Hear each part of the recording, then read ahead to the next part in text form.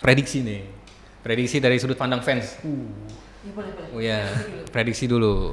Kalau buat saya sih kita masih optimis. Optimisme tuh ada, bisa dibilang belum pernah kita punya optimisme setinggi ini nih. Wah, sama timnas kita lah ya. Karena pemain kita sudah luar biasa ya, nggak kaleng-kaleng lah pemainnya ya. Kita punya Jay Itzes, Tom Haye, kita punya sekarang Ole Romeni, optimisme itu Marcelino. Jangan lupa sekarang Elkan juga mungkin bisa comeback. Kemungkinan ada nambah lagi nggak sih Mbak naturalisasinya setelah Ole Romeni ini? Kayaknya enggak ya. Belum. Iya. Tapi ya dengan tim yang ada sih harusnya yakin. Kalau buat saya pribadi sih kalau secara realistis sih kita ngejar imbang. Karena buat saya imbang itu kan bisa dibilang sebagai suntikan yang cukup buat kita untuk lolos ke Piala Dunia. Betul. Sama juga kalau udah imbang kita lebih ada hunger untuk menang di Jakarta nanti lawan Bahrain. Iya. Tapi kalau menang siapa yang nggak mau sih? Ya. Skornya dong. Kalau saya satu aja ya. 1-1. Itu realistis lah. Iya. Kalau 1-1 atau 2-2 kayaknya. Oh. Iya. Aduh jangan dua-dua dong. Stres nontonnya.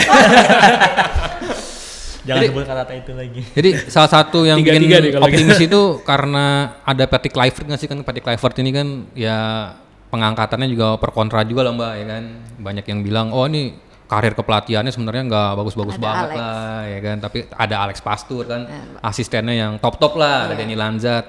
Nah kalau menurut dari sudut pandang fans lah, kehadiran Patrick Kluivert menggantikan Sintayong ini seperti apa nih? Kalau kita sih, kita sebagai supporter nggak pernah mau terlibat dengan perpolitikan bagaimana pelatih itu ya. Artinya siapapun pelatihnya, kita pasti akan dukung timnas kita dong. Jadi tentu kita senang juga mungkin ada pelatih level Patrick dengan Alex Pastur, dan kita juga gedenya mereka dan nama-nama besar yang mereka punya. Dan kita tahu performa mereka sebagai pemain dan juga pelatih. Alex Pastur terakhir membawa Al University ya. Kita tahu performa tersebut dan jadi kita excited lah, artinya kita excited dengan tim yang kita punya bisa untuk menang melawan Australia dan bahkan lolos Piala Dunia. Amin. Tapi tentu kita juga respect juga terhadap Sintayong ya. Kita bisa sejauh ini tentu kan itu kalau peran dari Sintayong bisa kita sejauh ini lolos ke babak ketiga. Kita nggak pernah mimpi soal jangankan Piala Dunia, mungkin lolos Piala Asia saja kita dulu nggak mikir gitu. Tapi kita beberapa bulan lalu kita targetnya masih 3-4. Sekarang targetnya udah 2. Iya. Improvement yang luar biasa. Jadi ekspektasi tinggi. Ya kita pasti optimis sekali dengan tim kita siapapun pelatihnya.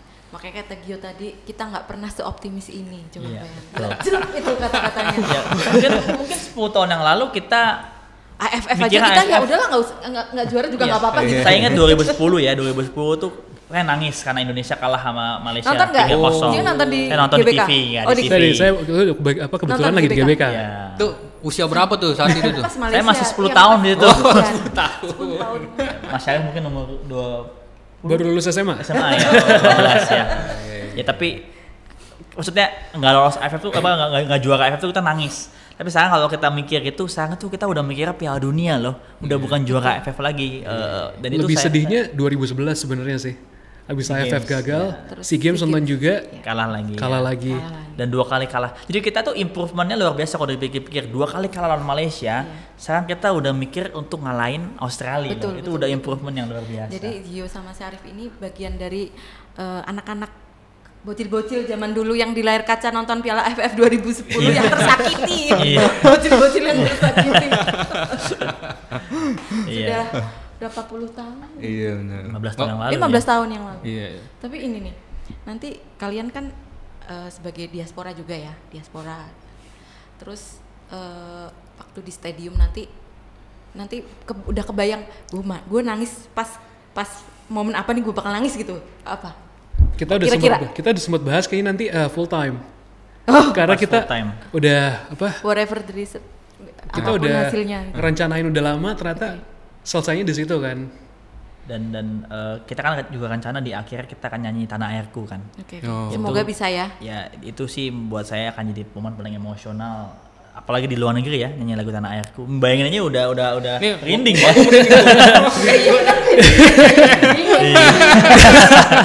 Tapi ya karena kita juga punya kebiasaan Garuda Australia kalau nobar itu kita selalu nyanyi Tanah Airku. Dan itu rasanya tuh beda banget gitu. Dan nanti nonton di stadion itu momen itu bisa jadi apa ya yang paling mengharukan buat Tidak emosional. Mewek udah nangis. Aku kan bayang sih kalian bener-bener yang istilahnya udah meninggalkan negara ini sekian tahun gitu, terus timnas sekarang jadi aku mau nangis aja.